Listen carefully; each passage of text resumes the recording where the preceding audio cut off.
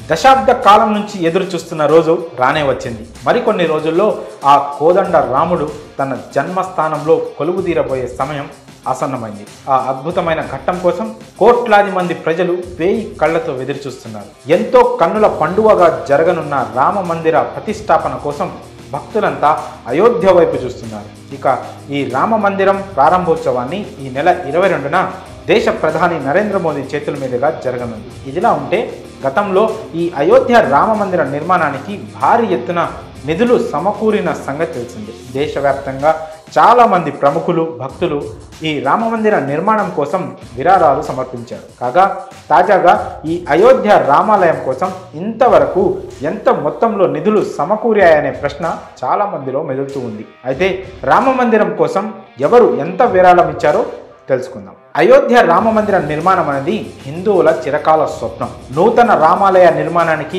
దేశవ్యాప్తంగా 11 కోట్ల మంది ప్రజలు తమకు తోచిన విధంగా విరాళాలు అందించారు. అయితే ఇప్పటి వరకు ప్రజల నుంచి 900 కోట్ల నిధులు సేకరించాలని రామ మందిర్ ట్రస్ట్ లక్ష్యంగా పెట్టుకుంది. కానీ గత సంవత్సరం 2023 ఆఖరి వరకు ఈ రామాలయ నిర్మాణానికి 5,000 కోట్లకు పైగా విరాళాలు అందాయి. శ్రీ రామ జన్మభూమి తీర్థ క్షేత్ర ట్రస్ట్ తెలిపిన వివరాల ప్రకారం రామ మందిర నిర్మాణం కోసం 3,200 కోట్ల విరాళాలు అందాయి. ఇప్పటి వరకు 18 కోట్ల మంది భక్తులు Punjab national bank, bank of Baroda ఖాతాల్లో 3,200 కోట్ల రూపాయలు జమ చేసినట్టు ఆలయ ట్రస్ట్ తెలిపింది. ఈ బ్యాంకు ఖాతాల్లో విరాళంగా వచ్చిన మొత్తాన్ని ట్రస్ట్ ఫిక్స్డ్ డిపాజిట్ చేసింది. దానిపై వచ్చిన వడ్డీతోనే ఇప్పటి వరకు ఆలయ నిర్మాణ పనులు జరిగినట్లు వెల్లడించింది. ఇక ఈ అయోధ్య రామ మందిర నిర్మాణానికి ఆధ్యాత్మిక గురువు కథకులు మొరారి బాపు అత్యధిక మొత్తంలో విరాళం ఇచ్చారు.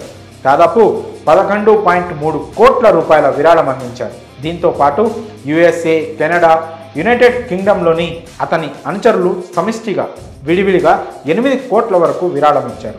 అలాగే గుజరాత్కు చెందిన వజ్రాల వ్యాపారి గోవింద్ భాయ్ ధోలాకియా రామ మందిర నిర్మాణానికి 11 కోట్లు విరాళంగా అందించారు. అమెరికాలో ఉన్న ఓ అజ్ఞాత భక్తుడు కూడా ఆలయ ట్రస్టుకు విరాళంగా 11,000 పంపించారు. కాగా అయోధ్యకు చెందిన రామ మందిర నిర్మాణానికి తొలి విదేశీ విరాళం ఇదే కావడం విశేషం. గతంలో మాజీ రాష్ట్రపతి రామ్నాథ్ కోవింద్ 2021 జనవరి 14న అయోధ్యలో రామ మందిర నిర్మాణానికి విరాళాలు సేకరించే ప్రచారాన్ని ప్రారంభించారు. ఇంకా దేశంలో అయోధ్య ఆలయ నిర్మాణానికి 5 లక్షలు చెక్కు రూపంలో విరాళం ఇచ్చిన తొలి వ్యక్తి కూడా రామ్నాథ్ కోవిందే కావడం విశేషం. మరి అయోధ్య రామాలయ నిర్మాణానికి అందిన విరాళాలపై మీ అభిప్రాయాలను కామెంట్స్ రూపంలో తెలియజేయండి.